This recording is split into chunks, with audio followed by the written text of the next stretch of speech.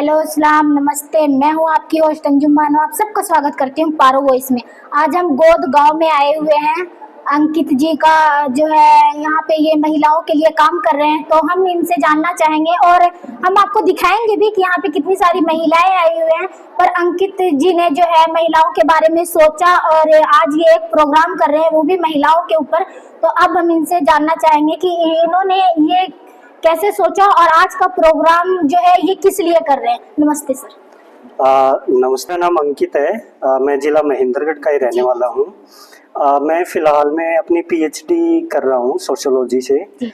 मेरी पीएचडी का जो विषय है वो ये है कि जब हरियाणा जैसे खासतौर पे ग्रामीण हरियाणा में क्योंकि लिंग अनुपात बहुत ही कम है, बेरोजगारी दर ज़्यादा है, आजकल खेतों की भी कमी है, मतलब लोगों के पास उतनी जमीन नहीं है, तो जो गांव में जो बेरोजगार युवा है उनकी शादी नहीं हो पाती है। तो मेरा जो पीएचडी का विषय है वो ये है कि जब उनकी शादी लोकल में नहीं हो पाती और जब उनको या तो मजबूरन या जिस भी किसी कारण से बाहर जाना पड़ता है हरियाणा के, चाहे वो उत्तर प्रदेश हो, चाहे बिहार हो, आसाम, बंगाल, बिहार, दूसरी जगह, जब वो शादी करके आ जाते हैं तो मेरा पीएचडी का विषय उनके बच्चों के जीवन अनुभव के ऊपर है कि उन बच्चों का किस प्रकार का अनुभव ऐसे परिवार में रहता है जहाँ पे दोनों परिवार दोनों लोग अलग अलग जगह से आते हैं।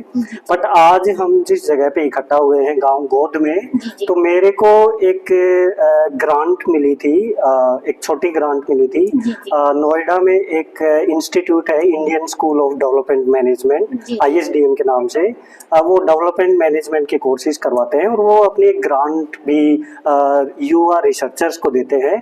तो मुझे जिस पर्पज के लिए ग्रांट मिली है वो ये थी कि महेंद्रगढ़ जिले के नारनौल ब्लॉक में, नारनौल जिसमें 52 गांव है, उन गांव में पहले तो जो भी बाहर से जो शादी करके जो औरतें हैं, चाहे वो किसी भी राज्य की हो, पहले तो उनका सोशो इकोनॉमिक और डेमोग्राफिक डेटा इकट्ठा करना है। उनका नाम, हस्बैंड का नाम, उनकी कास्ट, उनका एजुकेशन लेवल, उनकी उम्र, उनके कितने बच्चे हैं, उनका सेल्फ ऑक्यूपेशन, हस्बैंड का ऑक्यूपेशन, वो सेल्फ हेल्प ग्रुप में है या नहीं है, ताकि ये समझ में आए कि उनकी एक मोटी मोटी स्थिति किस प्रकार की है।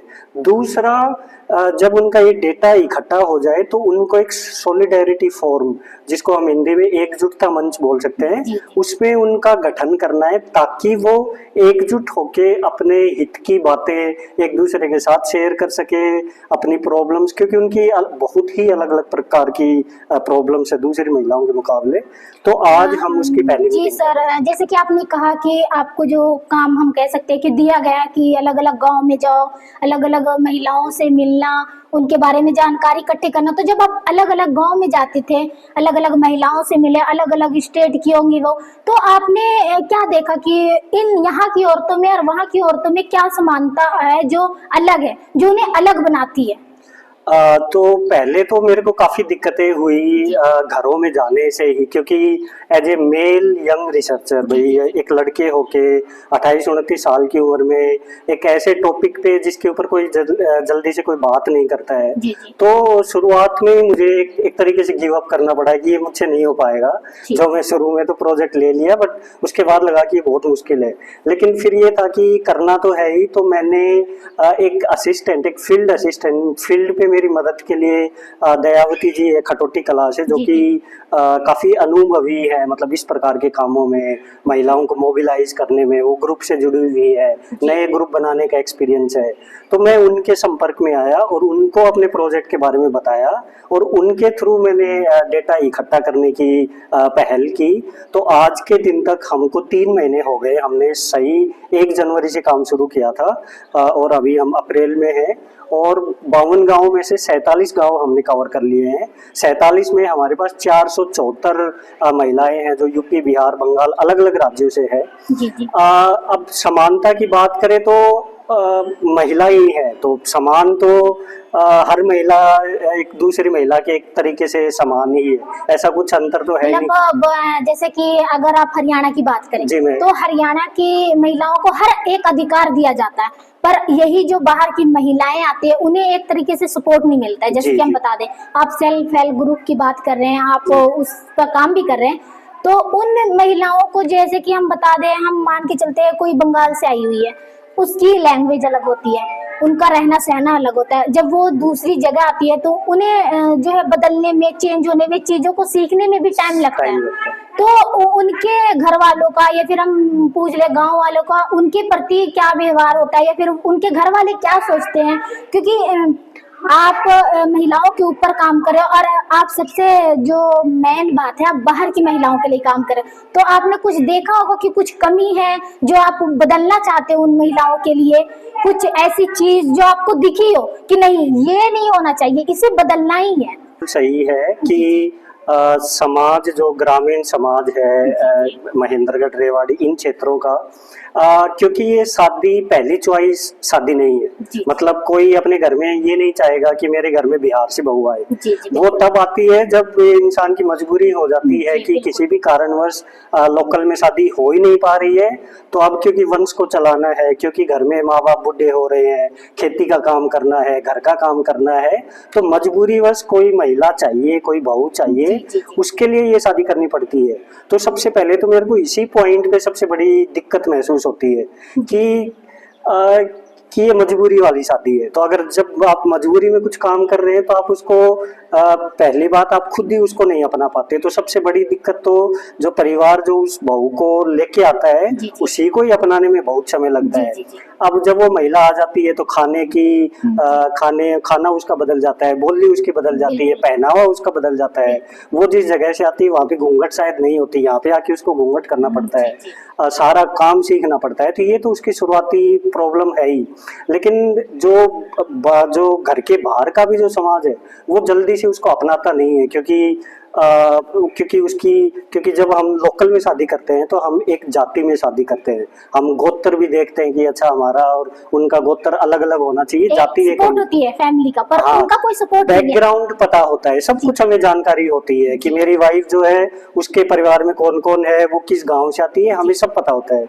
लेकिन जब ऐसी शादी जब होती है तो क्योंकि उसका बैकग्राउंड बिल्कुल अननोन होता है, तो समाज में एक धारणा है कि वो तो ऐसे ही पता नहीं कोई भी छोटी जात से होगी या कोई भी पता नहीं कैसे समाज से आती होगी, क्या खाते पीते हैं वहां पे, तो लोग कैसे रहते हैं। मतलब वो क्योंकि वो उनके जैसी नहीं है तो वो उसको अपनाने के लिए वो कभी तैयार नहीं होते। तो गांव अगर उसको अपनाने की बात करें तो ये बहुत मुश्किल है कोई महिला की कि वो खुद के लिए रिस्पेक्ट वो गांव लेवल पे पा पाए। अब अगर उसके परिवार की इज्जत गांव में है तब शायद उसके लिए थोड़ा बहुत आसान होता है घर से बाहर निकल पाना या दूसरों के घरों में जा पाना।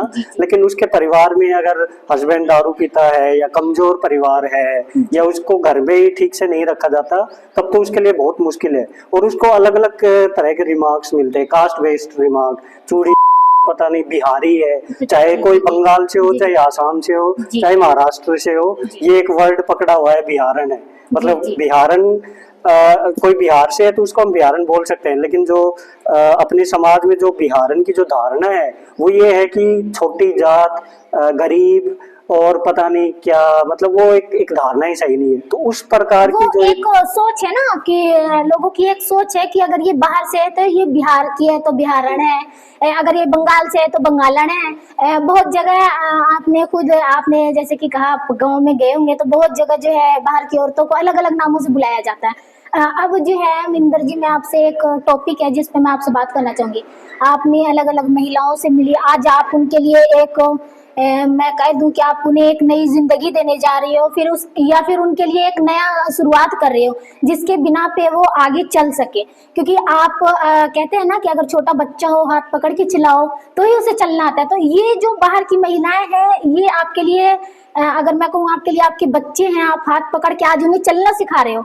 तो आप ये बताओ कि जब आपने ये सब क्यों, मतलब क्या वजह रही? एक तो आपने ये बता ही दिया है कि आप अलग अलग जगह गए तो आपने देखा, सोच भी जो है इनके प्रति अलग है। पर आज का जो आप प्रोग्राम कर रहे हो, आज जो आप उन्हें किस तरीके से आप चाहते हो कि आप इस पे आगे कैसे काम करो? मैं इसके लिए एक छोटी सी स्टोरी सुनाना चाहता हूँ।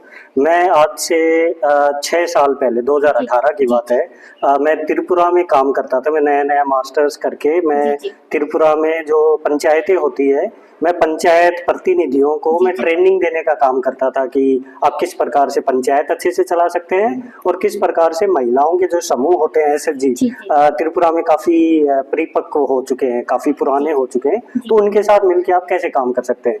तो उस समय जब मैं गाँव में जाता था अलग अलग जगह, तो क्योंकि जब भी मैं अपना इंट्रोडक्शन करता था कि मैं अंकित हूँ, मैं हरियाणा से हूँ और मैं त्रिपुरा में काम कर रहा हूँ, तो मुझे जैसे ही इंट्रोडक्शन हुआ वैसे ही कुछ महिलाएं होती थी, वो कहती थी अच्छा आप हरियाणा से हैं, हमारे उस घर में हरियाणा शादी हुई है, हमारे उस घर में हरियाणा शादी हुई है। तो ऐसे करके ना हर दिन मेरे को ऐसे सुनने को मिलता था कि यहाँ भी हरियाणा में शादी हुई है। तो मेरे को लगा कि त्रिपुरा जो कि हरियाणा से 2000 किलोमीटर की दूरी पे है और नॉर्मल जो है इंडिया में शादी होती है वो 30, 40, 50 ज्यादा से ज्यादा 100 किलोमीटर के अंदर होती है। तो ये सवाल मेरे जहन में घूमता रहा कि या तो इनकी क्या मजबूरी है कि वो हरियाणा में शादी करते हैं, या हरियाणा वालों की क्या मजबूरी है कि वो त्रिपुरा में आके शादी करते हैं। तो मैंने अपने लेवल पे थोड़ी तफ्तीश करने की कोशिश की और मैंने तकरीबन 100 महिलाओं का डेटा इकट्ठा किया कि अच्छा किस किस घर में किस किस की शादी हरियाणा में कहाँ कहाँ पे हुई है। वो डेटा मैंने शफीक सर को 2019 में मैंने तब दिया था। उस डेटा में जो बेसिक चीजें जो समझ में आई वो ये थी कि बहुत सी लड़कियां क्योंकि वो गरीब है, ना रहने को है जगह, ना खाने पीने के उतने रिसोर्सेज हैं, तो हरियाणा से आके कोई उनको बोले कि हम आपको अच्छे से रखेंगे परिवार वालों को, तो उनके लिए शादी करना आसान था। लेकिन ये देखने लायक था कि इन 100 में से 60 से 70 लड़कियों का कोई अता पता ही नहीं कि वो हरियाणा में किस जगह हैं, कोई घर पे उनकी बातचीत नहीं होती है, कुछ पता नहीं है। मतलब वो मर भी चुकी है या वो ठीक सलामत से है या उनकी स्थिति कैसी है, ना त्रिपुरा में किसी को पता है और ना हरियाणा में उनका कोई ठिकाना है। तो ये मेरे लिए ये था कि ये त्रिपुरा की एक छोटी सी जगह की अगर हम बात कर रहे हैं तो आसाम, बंगाल, बिहार, यहाँ से तो न जाने कितनी और महिलाएं हरियाणा में जाती होंगी जहाँ पे सेक्स रेशियो बहुत कम है। तो वो जो 2019 की जो बात थी वो दिमाग में चलती रही और जब मैंने सोचा कि मुझे PhD करना है तो मेरा पहला विषय ही मेरा हमेशा से यही था कि मेरे को इसी टॉपिक के ऊपर काम करना है। तो ये तो मेरी मोटिवेशन की बात रही। दूसरा, मैं इनके लिए अभी क्या चाहता हूँ, मैं एक तो इनके लिए ये मैं वर्ड ही खत्म करना चाहता हूँ कि जब हम इनको बोलते हैं कि ये बाहर वाली है, मैं ये बाहर वाला ही ये नाम, ये टैग ही कल को खत्म हो जाए। ये यहीं की है, ये यहीं है, ये हम जैसी ही है, वो एक सोच है। दूसरा, अभी जो डेटा इकट्ठा किया उसमें पता लगा है कि ज्यादातर घर में कोई नौकरी नहीं है, या तो लेबर का काम है या ज्यादा से ज्यादा छोटे खेत है, खेत में काम है, या ड्राइवर टाइप का काम कर रहे हैं हस्बैंड्स, और महिलाओं के पास तो लिटरली कोई काम नहीं है। तो एक कोशिश है कि वो थोड़ा एक तो ग्रुप में जुड़े, ग्रुप वो थोड़ा मजबूत बने, समय के साथ लगातार मीटिंग्स करे, एक दूसरे की बातें वो एक दूसरे के सामने रखें। रिसर्च में ये भी पता लगता है कि क्योंकि ये इतनी दूर से यहाँ पे आती है तो इनके हस्बैंड्स को कंट्रोल करना महिलाओं को बहुत आसान है, क्योंकि ये भाग के कहाँ जाएंगी। तो इनके साथ मारपीट भी बढ़ती है, घरेलू हिंसा बढ़ती है, और अपने हस्बैंड पे पूरी तरह डिपेंडेंट रहती है क्योंकि इनका अपना कोई रोजगार नहीं है। तो कोशिश यही है कि जो ये प्रोजेक्ट, जो ये मुहिम अभी चली है, इसका एंड प्रोडक्ट ये निकले कि ये सशक्त बने, कम से कम एक रोजगार कर रहे हैं, चाहे वो ग्रुप में करें चाहे वो इंडिविजुअल करें, वो घर से बाहर निकलना शुरू करे, अपने आप को दूसरे के सामने रख सके कि हाँ मैं भी हूँ, मैं भी एग्जिस्ट करती हूँ, मैं चाहे जहाँ मर्जी से भी जैसी परिस्थिति से भी शादी करके आई हो, बट मेरे वही अधिकार है जो आपके अधिकार है और मेरे को भी आप अपनाओ। तो वो एक कोशिश है। जी। तो देखा कि सर ने कितनी अच्छे से हमें समझाने की कोशिश की है, पर हमें भी ये समझना पड़ेगा क्योंकि हम सिर्फ सुन के बातों को नहीं वो कर सकते, हमें समझना पड़ेगा कि जो महिलाएं हैं वो सिर्फ महिलाएं नहीं हैं, कल की आने वाली एक उम्मीद है। तो हम आपसे फिर मिलेंगे, तब तक के लिए बने रहिए हमारे साथ।